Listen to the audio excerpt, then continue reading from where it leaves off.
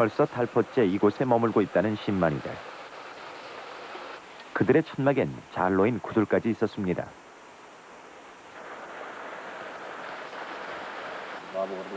신만이들은 삶을 캐기 전이나 캐고 난 후에 항상 그 산의 신에게 제를 올린다고 합니다.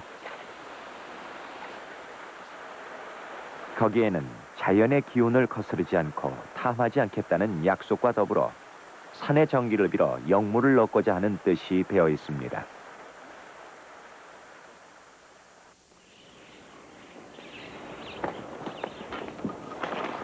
우리나라의 산은 대부분 양기를 띈다고 합니다. 음지식물인 산삼은 본능적으로 양기를 빨아들이죠. 그 산의 양기를 수십 년, 때로는 수백 년 동안 산삼은 제 몸 깊숙한 곳에 저축해둡니다. 그래서 양기가 약한 사람에게 산삼은 영약이 되는 것입니다.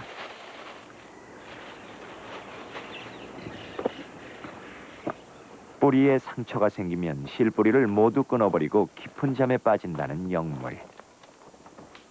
큰 나무 있잖아. 네. 거기야 상처가 보였어. 이제 얼마 안 남았네.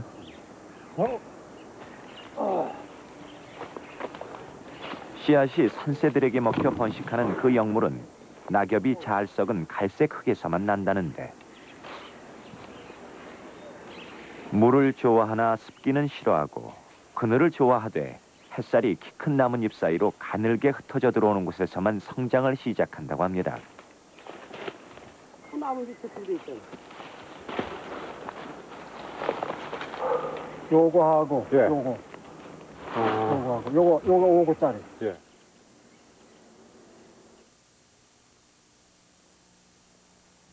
오구삼이란 가는 꽃줄기가 5개라는 얘기인데, 인삼은 이 줄기가 해마다 한 개씩 생기지만 산삼의 경우는 5구가 되려면 수십 년이 지나야만 합니다.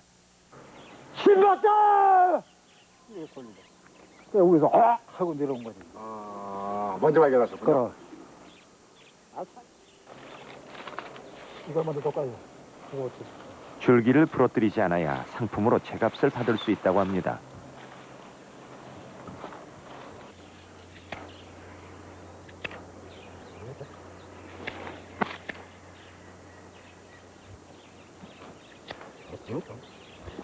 이거 뭐지?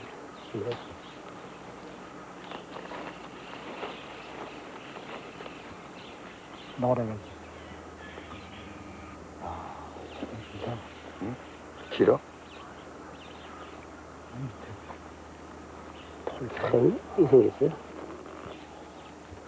잠을 자가지고 산삼을 캔 신만이들 중 80%가 미리 꿈을 꾸거나 어떤 계시를 받았다는 이야기가 있습니다. 아이 뭐 꾸면 뭐 어디 할아버지가 나와서 야 이 소 이제 넌 필요 없어 이건 네가 끌어다가 기르라고 그러면 끌고 오면은 재수가 좋은 거죠. 전날 그런 꿈을 꾸셨어요?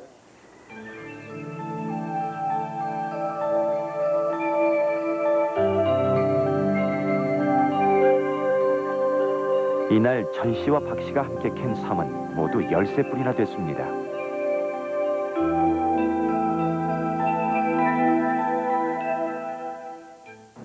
이 산삼은 뇌두라든지 또 이 몸뚱아리라든지 꼬리의 형태로 봐서 진짜 산삼이 맞습니다만은 자라는 환경이 좋지를 못하고 또는 그 횟수가 오래되지 않았기 때문에 이런 형태를 하고 있습니다.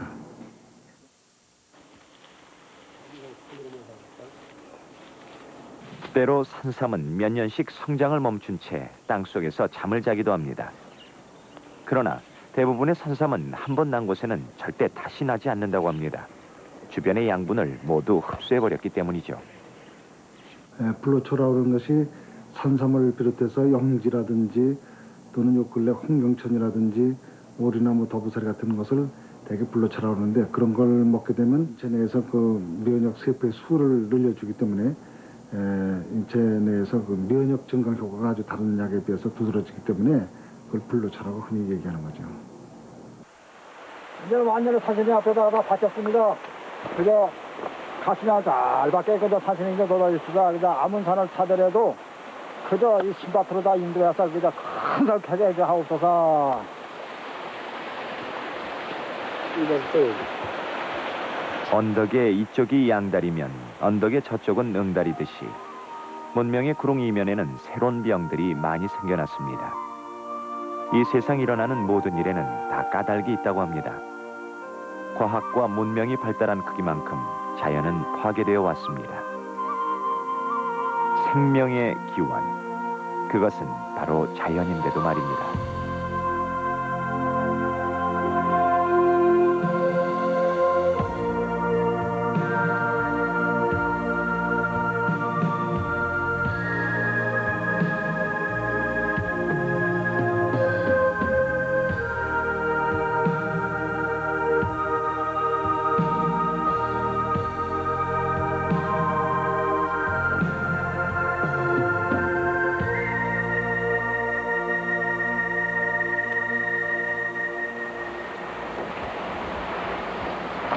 계절이 한여름인데도 비바람은 칼부림을 해대고 있었습니다. 산삼의 본향, 천지의 기운을 입은 갖가지 영약들이 숨어 있다는 것.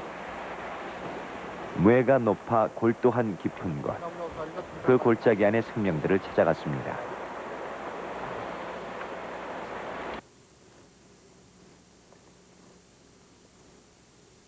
어른 손가락 크기만한 돌꽃은 고원지대를 좋아해 우리나라에선 백두산 주변 북부 고산지대에 서식하고 있는데 암꽃과 수꽃이 나뉘어 이웃해 피는 약초입니다.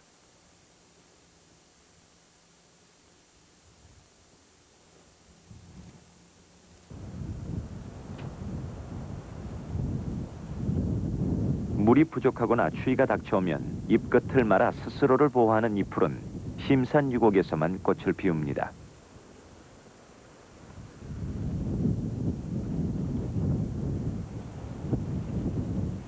2000m 이상 고지에 나는 두메 양귀비는 살아남기 위한 많은 방법을 터득하고 있습니다. 이 작은 풀은 제 몸에 3배나 되는 뿌리를 만들어 척박한 환경을 이겨나가고 있었습니다.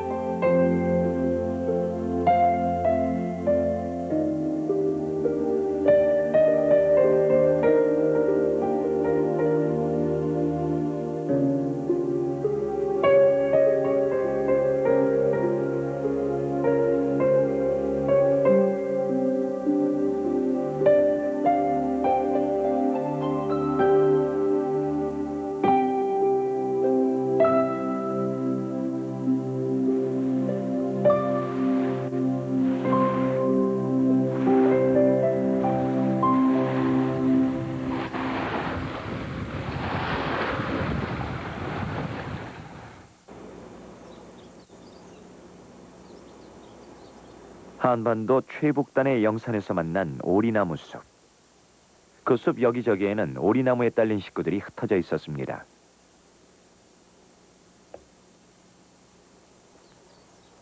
오리나무 더부살이. 일본의 푸케도와 백두산에만 난다는 이 약초는 오리나무 뿌리에서 양분을 얻어 성장합니다.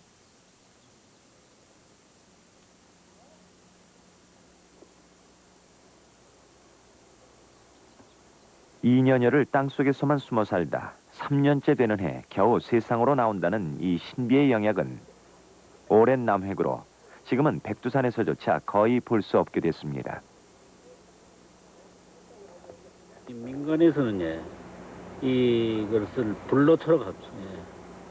그래서 이것을 일반적으로 이것을 잘 씻어서 그 백줄 빼가리죠. 여기다 담궈서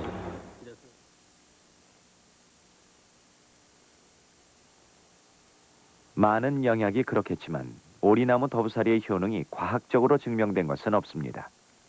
아주 오래전부터 사람들의 입에서 입으로 전해 내려오던 이야기일 뿐입니다. 사람이라는 것이 일정한 수명이 모두 그건 생물학적 수명이 있는 것만큼 장생불로라는 것은 생물학적으로 있을 수 없는 현상. 이렇게 신경을 흥분시키는 약을 너무 많이 쓰기만 하면 오히려 더 빨리 늙을 가능성도 있습니다. 그 불로초가 아니네요. 예. 그러니까 약량이 적당히 써야 되지. 순수한 조선족 200여 명이 어울려 사는 백두산 밑의 첫마을. 하늘 아래 첫 동네라 불리는 이곳에서 취재팀은 말로만 듣던 백두산 산삼을 보게 되었습니다.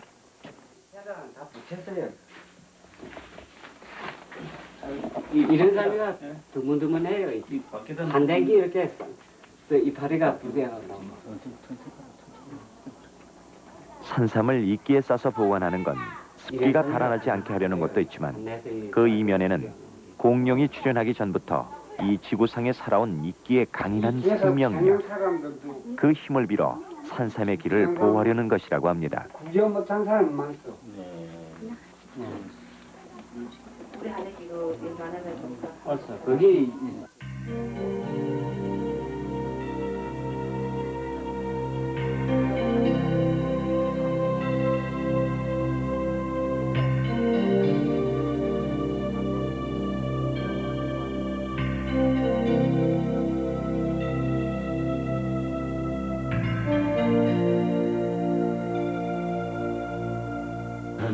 이래도 마들가도 되는데 여기 마들 이게 2년, 2년, 3년, 4년 이렇게 마들가죠. 이게 정도 마대도 백두산 전기를 먹고 자란 이 삶은 대가 둘이나 뻗어 있는 쌍대삼으로 약초꾼 최 씨도 평생 처음 보는 것이었습니다. 몇 회 정도로 보시는 거예요? 이 치마 한 40년. 40년? 예. 농한기 때면 마을 남정네들은 모두 약초꾼이 됩니다. 뿌리 털이 없는 난초과 식물들은 뿌리에 기생하는 곰팡이를 이용해 필요한 양분을 흡수합니다.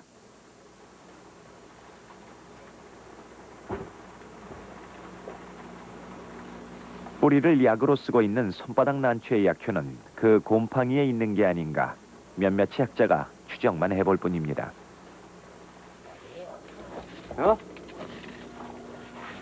동의 보감에서는 어느 곳에나 다 있다고 했고 본초 강목에 의하면 산비탈, 처지와 밭도둑, 길가, 냇가에서 자란다고 했습니다. 그런 익모초는 대표적인 잡초입니다.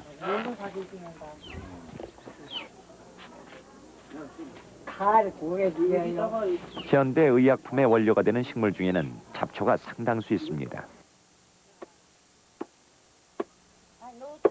어머니를 이롭게 한다는 뜻의 익모초는 예로부터 부인병에 많이 쓰여왔습니다. 간이 나쁘신 거예요? 날 버리고 문밖만 나서면 지천인 이 잡풀은 내두촌 사람들의 상비약입니다.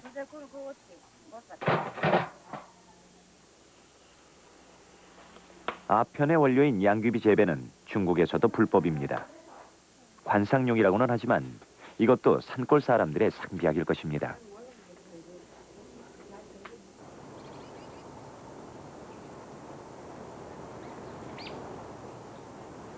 과거에는 식물 생김새에 따라 약을 처방하기도 했는데 둥근 잎을 가진 것은 간 질환에 쓰였고 잎이 심장 모양인 것은 심장 질환에 사용하였던 바 가장 으뜸으로 쳤던 것은 인체를 닮은 것으로 사람들은 그것을 만병통치약이라 했습니다.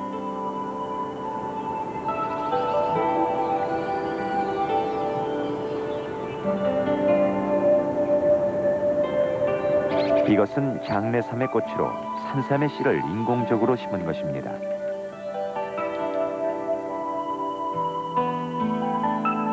잎 위의 잔털은 보온을 위해 생겨난 것입니다.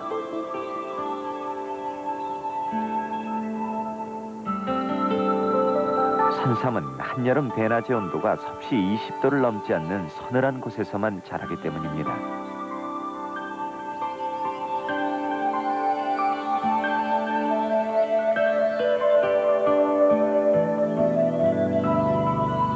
이것은 장내삼입니다. 삼의 머리 부분에 해당하는 뇌도에는 한 해 하나씩 줄기의 흔적이 생기는데요. 이것을 보고 그 삼이 얼마나 오래되었는지 알게 됩니다. 나무로 치면 나이테와 같은 것이죠. 장뇌삼과 산삼은 과연 어떻게 다를까요?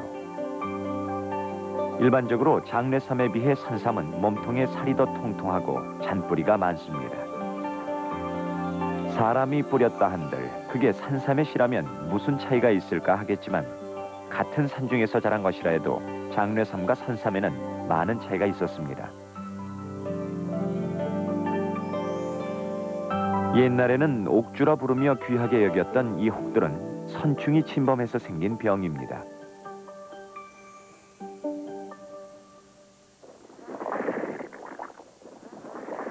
선충은 주로 흙 속에서 사는데 혈관이나 호흡기관이 따로 없고 창자 하나가 전부입니다. 주로 식물의 뿌리에서 기생을 하는데 그렇다고 해서 식물에게 해를 주는 건 아닙니다. 그렇지만 사람이 먹고 감염되었을 때는 기관지 천식 같은 질병을 일으키기도 합니다.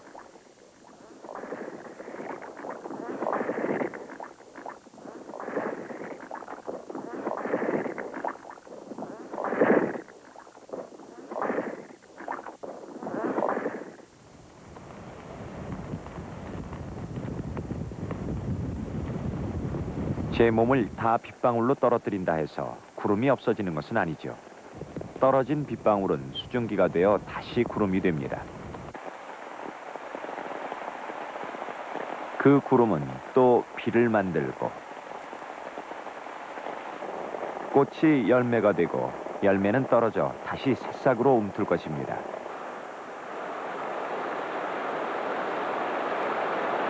물이 흘러도 흘러도 마르지 않는 것 같이 자연의 법칙 중 하나는 순환입니다.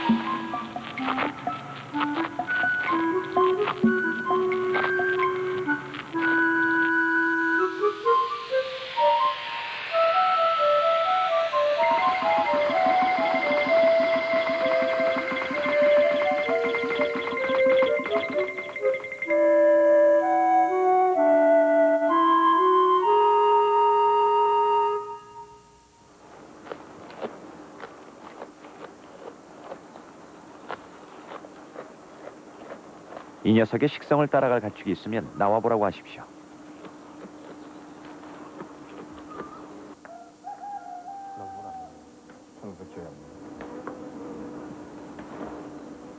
대충 식사는 끝난 것 같은데 이상합니다. 먹성 좋은 녀석이 입도 되지 않는 풀이 있군요. 유일하게 살아남은 이것의 이름은 천남성입니다. 아주 강한 독을 지니고 있죠.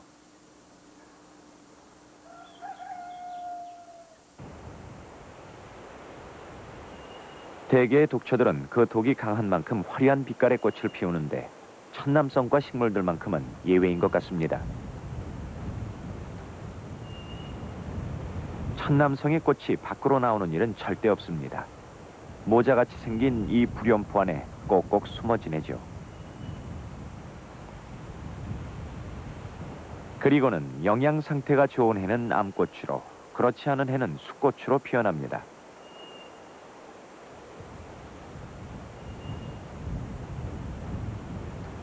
지금은 숫꽃이지만 양분이 넉넉히 모이면 이 꽃은 암꽃이 되는 진통을 겪어야 할 것입니다.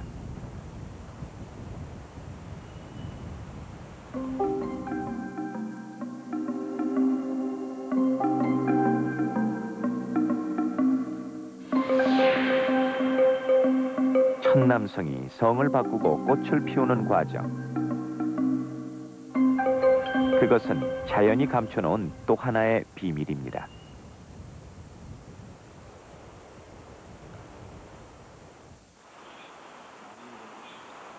파리를 잡는 파리풀입니다.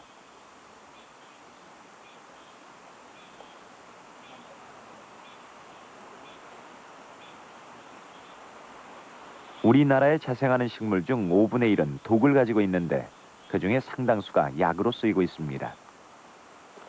식물의 독성은 대상에 따라 다르게 작용하는데 동물에게는 치명적이던 것이 곤충에게는 외려 먹이가 되기도 합니다. 그 이유는 물론 수수께끼입니다.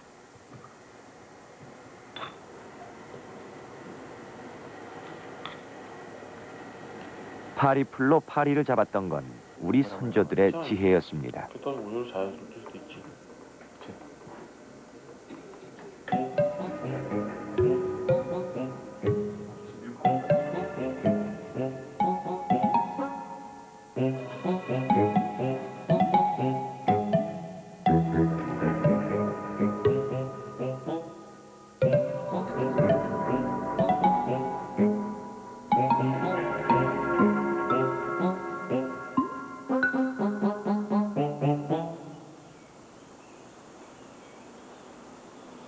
사람이 먹으면 미쳐서 뛰어나갈 정도로 그 독성이 강하다 해서 붙여진 이름이 미치광이 풀입니다.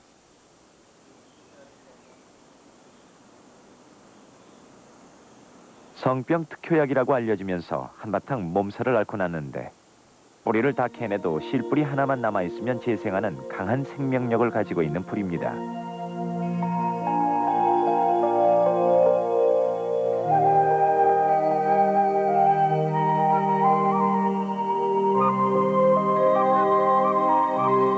이 아름다운 보라색 꽃은 지상에서 가장 강하고 완벽한 독성을 가진 식물입니다.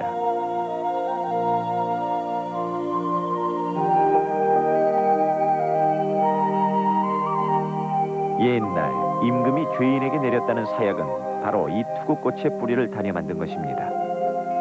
이렇게 무서운 독도 식물 그 자체에 머물러 있을 때는 하나의 양분에 불과할 뿐입니다.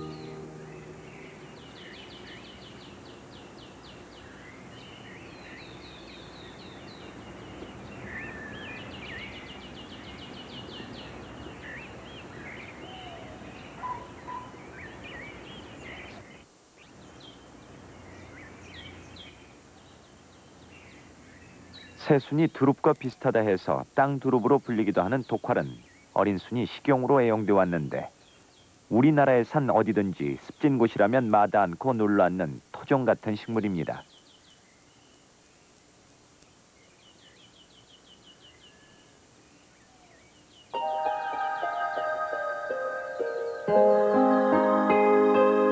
위험한 환경을 이겨내기 위해 식물은 양분을 따로 저장해 두는데 그것도 약으로 쓰입니다.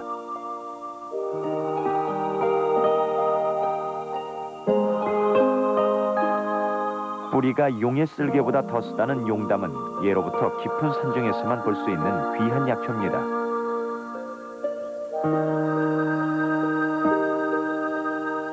사람의 얼굴 같은 잎의 끝부분은 더 성장하면 모두 펴집니다. 꽃이 피지 않는 양치류 식물은 버섯과 같이 포자를 날려 번식합니다.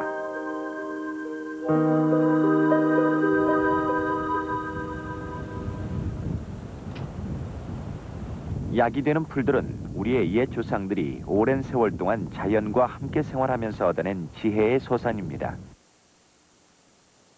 질병의 고통으로부터 벗어나 천수를 누리고자 한다면 자연의 전령사인 숲, 그 녹색 보물 창고의 문을 열어 젖혀야 할 것입니다.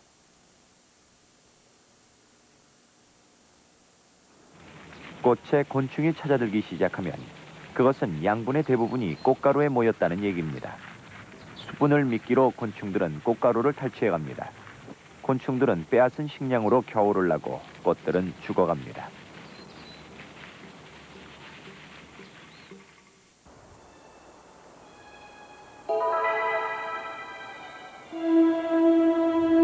뺏고 빼앗기는 관계의 두 식물이 함께 있으면 두 식물 모두 번성한다고 합니다. 빼앗기는 쪽은 빼앗기지 않기 위해 힘을 모으고 빼앗는 쪽은 살기 위해 갖은 전략을 짜내는 것이죠. 이 오래된 참나무 가지를 붙들고 앉아있는 새파란 군식구의 이름은 겨우살입니다.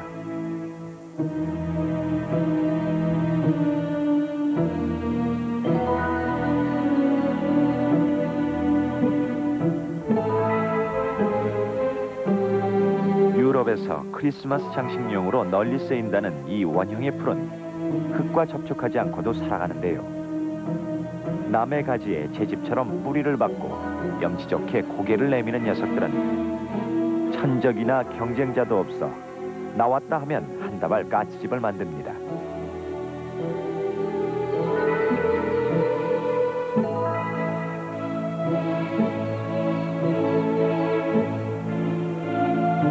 겨우살이의 노란 뿌리는 어렵게 양분이 흐르는 속살까지 침투합니다. 그리고는 물만 넣어가는데요. 겨우살이의 무성한 잎이 양분을 만드는 공장이기 때문입니다.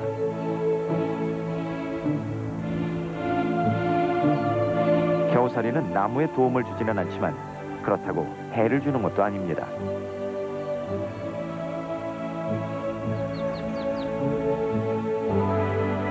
세상이 다 누렇게 죽어있는 한겨울, 비로소 겨우살이는 제 세상을 만납니다.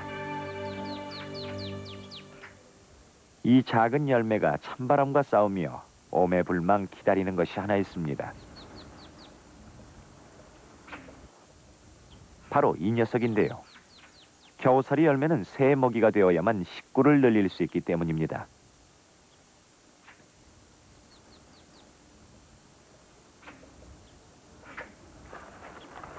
새의 선택을 받지 못한 열매는 비상수단을 강구합니다. 열매 속의 끈적한 점액질만 믿고 몸을 던지는 것이죠.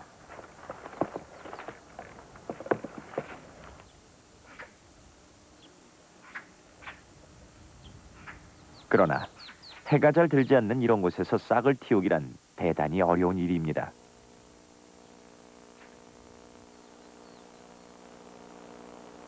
겨우살이의 씨앗은 새가 나무 꼭대기까지 날아다 준 것만이 살아남게 됩니다. 겨우살이가 염치불구하고 키 큰 나무만을 찾아 둥지를 트는 것은 햇볕을 잘 받기 위해서입니다. 작은 덩치의 생명이 살아남기 위해 택한 방법은 바로 기생이었던 것입니다. 혼자만 잘 살면 그만이라는 고약한 약탈자가 하나 있는데요. 악마의 바느질실이라고 불리는 새삼입니다. 새삼은 다른 식물의 줄기를 올가매어 빼앗은 양분으로 살아가는데 양지 바른 곳이면 어디든지 몸뚱이를 들이밀고는 금을 펼치듯 세력을 뻗어갑니다. 새삼에게 점령당한 식물의 미래는 단 한 가지, 죽음뿐입니다.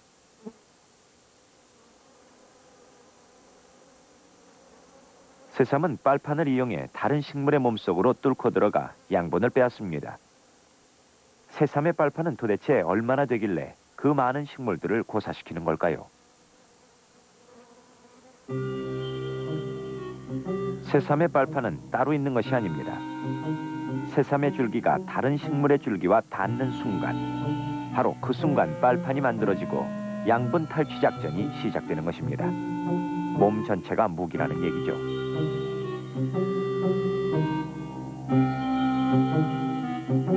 굶주린 모기가 피부를 뚫고 실핏줄에 침을 찌르듯 새삼도 숙주식물의 양분 통로를 찾아 침투합니다. 모든 생명체에는 다 근본이 있기 마련입니다. 식물들은 한 장소에서 평생을 살아가는데요. 새삼만은 다릅니다. 일단 의지할 수 있는 식물을 붙잡고 살 길을 찾으면 과거와는 결별을 해버립니다. 뒤에 뿌리와 줄기를 미련 없이 끊어버리는 것이죠. 끊어진 줄기는 죽어버리고 새삼은 이꽃에서 저꽃으로 이리저리 옮겨다니며 평생을 공중에서 살아갑니다.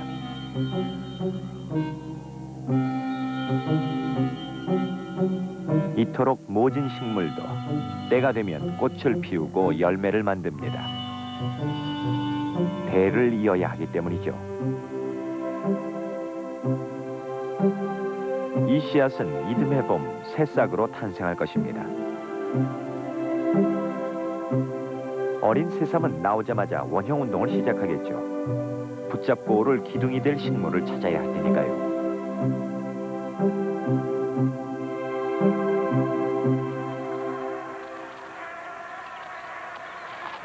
벌레 먹은 열매일까요?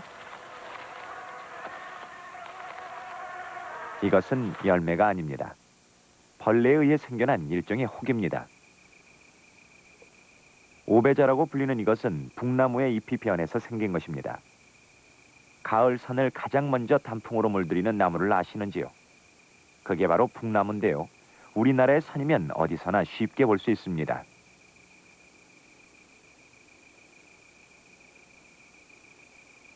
오배자는 잉크나 어망을 만드는 재료로 쓰일 뿐 아니라 약재로도 한 몫을 단단히 하고 있습니다.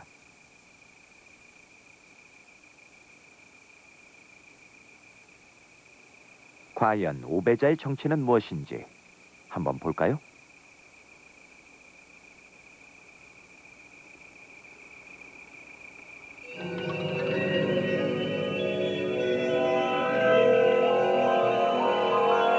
이것은 오배자 면충이라고 하는 진디의 일종인데요. 오배자 한 개당 보통 4,000마리 정도가 들어있다고 합니다. 약재로 쓰이는 것은 바로 이 진디들이 빠져나오기 전에 오배자입니다. 북나무는 진디에게 잎을 다 내어주지만 진디는 필요한 만큼만 오배자로 만듭니다. 욕심 부리지 않는 것. 그것은 자연과 더불어 살아가는 생명들의 말없는 규칙입니다. 계절이 봄에서 겨울로 가듯 숲에서는 거스르지 않고 순응하는 것만이 풍성한 열매를 맺게 됩니다.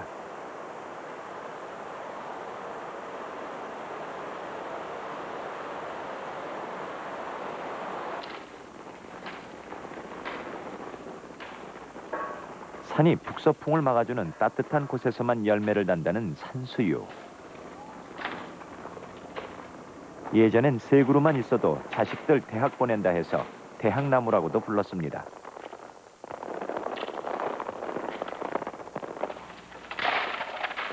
산수유는 열매를 맺고 나면 바로 동면에 들어가는데 겨울잠을 자는 이유는 양분을 저축해 놓기 위해서입니다.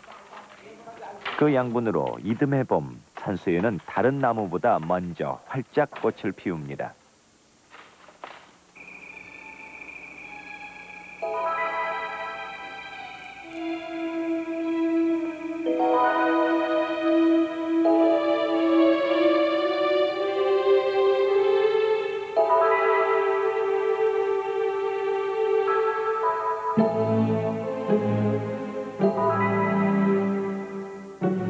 뭔가 심상치 않은 일이 벌어지고 있나 봅니다. 큰 조롱의 열매인데요. 그동안 진비들이 벌였던 만찬은 이제 끝난 것 같습니다. 천적인 무당벌레가 출현했기 때문이죠. 이 녀석은 이곳에 그냥 눌러앉을 것입니다. 하찮은 미물일지라도 먹잇감을 놔두고 떠나는 바보는 없을 테니까요. 지난 여름을 화려하게 수놓았던 꽃잎이 지자 그 자리에 열매가 열렸습니다. 꽃은 열매를 만듭니다. 곤충들이 열매 주변으로 모여드는 건 달콤한 지백 때문입니다. 사람도 마찬가지죠. 그러나 열매는 먹이로서만 존재하는 것이 아닙니다. 열매는 아주 중요한 임무 하나를 가지고 태어나는데 열매는 그 일에 모든 힘과 양분을 다 투자합니다. 저 속에서는 도대체 무슨 일이 벌어지고 있는 걸까요?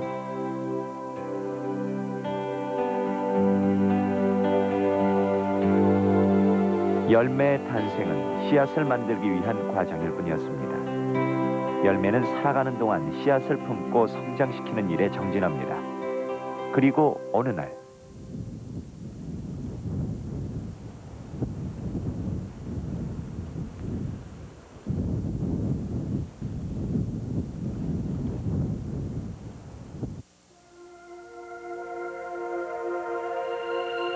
씨앗이 종족 번식에 무거운 짐을 지고 떠나기 시작할 때쯤이면 열매는 어느새 빈 죽정이가 되어 사라져버립니다. 꽃이 어느 날 그 화려함을 버리고 열매로 남게 되었듯이 말입니다.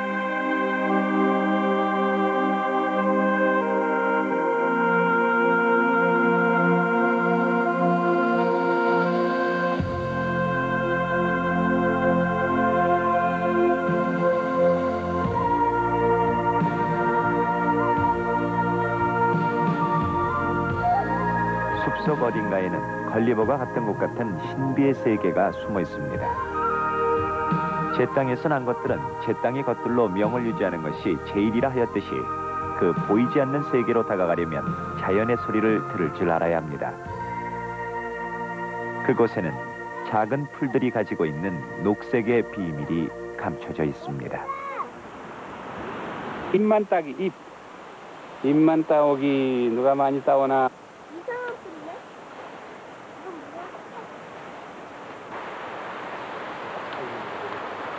이런 염통 모양, 하트 모양의 식물을 큰 조롱, 그리고 한약에서는 하수라 그래요.